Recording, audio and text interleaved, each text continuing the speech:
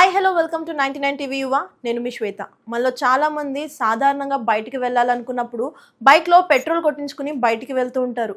కానీ అసలు బైక్లో పెట్రోల్ మాత్రమే ఎందుకు కొట్టించాలి, డీజిల్ ఎందుకు కొట్టించకూడదు అన్న అనుమానం మీలో ఎవరికైనా వచ్చిందా? దానికి కారణాలు లేకపోలేదు. ఇంతకీ బైక్లో పెట్రోల్ బదులు డీజిల్ ఎందుకు కొట్టించకూడదు అంటే పెట్రోల్ ఇంజిన్ మరియు డీజిల్ ఇంజిన్ భిన్నంగా పనిచేస్తాయి కాబట్టి.